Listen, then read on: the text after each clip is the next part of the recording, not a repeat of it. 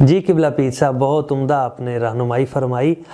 ساتھ ساتھ یہ بھی ہمیں ذرا فرما دیں کہ نبی اکرم صلی اللہ علیہ وآلہ وسلم حضور کے اس ماہ مبارک میں کیا معمولات تھے، اور آج ہمیں اس ماہ مبارک کو کس انداز میں گزارنا چاہیے، کون کون سے اعمال حسنہ کرنے چاہیے جن کی ضرورت ہے۔ ناظرین اکرام اور سامعین اکرام، اللہ رب العزت کا جس قدر بھی شکر ادا کریں کم ہے کہ اس نے ہمیں رمضان المبارک کا مبارک مقدس مہینہ ایک مرتبہ پھر عطا فرمایا۔ اب ضرورت اس امر کی ہے کہ ہم اس مہینے کو کیسے گزاریں۔ آج کا یہ جو ویڈیو کلپ ہے اس کا موضوع ہے کہ ہم رمضان المبارک کو کس طرح گزاریں اور نبی کریم علیہ السلام اس مہینے کو کیسے گزارا کرتے تھے۔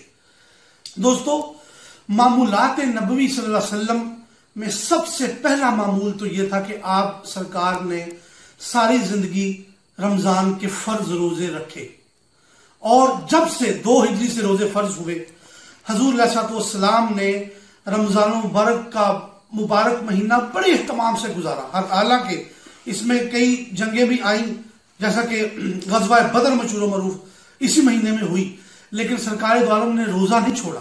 رمضان شریف کے روزے کی سب سے پہلا معمول تو یہ پابندی کریں کہ روزہ رکھیں۔ حضور نے سرکار دو عالم علیہ السلام کی زندگی کے جتنے بھی رمضان آئے، حضور نے بالکل روزہ نہیں چھوڑا رمضان شریف کا۔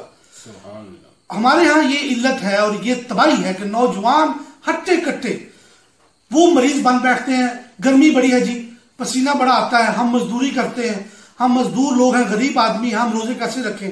تو بھائی ان کو یہ جواب ہے کہ اپنے کام، چاہے آپ مزدوری کرتے ہیں، چاہے آپ منڈی میں پلے داری کرتے ہیں، جو کچھ بھی کرتے ہیں، آپ اپنے وقت کو اس طرح مینج کریں کہ جو گرمی کے 4 5 6 گھنٹے ہیں جن میں گرمی زیادہ پڑتی ہے، وہ گھنٹے آپ آرام کریں۔ لیکن کسی صورت قطعاً بھی رمضان کا روزہ نہیں چھوڑا جا سکتا یہ عذر بنا کے کہ گرمی ہو گئی ہے، ہمیں جو ہے وہ بڑا پسینہ آتا ہے، یہ سستی کاہلی، یہ سخت گناہ ہے۔ قرآن میں صرف 2 وجوہات ہیں دوستو جس کی وجہ سے ہم روزے چھوڑ سکتے ہیں۔ نمبر 1 سفر، اور نمبر 2 بیماری۔ اگر آپ سیریس بیمار ہیں تو روزہ چھوڑ سکتے ہیں، جا سکتا۔ اب مزید معمولات نبوی کیا ہے کہ نبی کریم علیہ السلام نے ساری زندگی آپ سرکار نے تہجد، ویسے تو آپ ویسے بھی رمضان کے بغیر بھی پڑھتے تھے غیر رمضان میں، لیکن خصوصی طور پر معمول بناتے تھے تہجد کا، نوافل کا، توبہ استغفار کا۔ ساری رات حضور کھڑے رہتے اور اپنے جب عیسائی کرتے اپنے بادشاہ، اپنے مالک کے آگے، تہجد کا معمول بنائے اور نوافل کا معمول بنائے، پھر درود پاک پڑھیں دوستان گرامی۔ اور پھر دوستان گرامی، حضور نبی کریم علیہ السلام نے ساری زندگی اعتکاف نہیں چھوڑا، جتنے بھی آپ نے رمضان پائے اپنی زندگی میں اعتکاف نہیں چھوڑا، مصنون اعتکاف جاری و ساری رکھا ہے، اس کا معمول بنائے۔ اور پھر ہمارے حافظ صاحب کا ایک پیغام بھی ہے حضور علیہ السلام کے معمولات کے بعد اس نئے دور کی، نئے زمانے کی میں بات کرنے لگا ہوں کہ اس مہینہ، جب یہ مہینہ آئے تو اس میں فقہ کے نئے مسائل سیکھیں، حدیث پڑھیں اور جو ہے وہ تفسیر پڑھیں قرآن پاک کی، ایسے کلاسز اور ایسے کورسز پڑھیں کہ جس سے آپ کو دین کے مسائل کا، نئے چیزوں کا پتہ چلے جو پہلے پتہ نہیں تھے آپ کی زندگی میں۔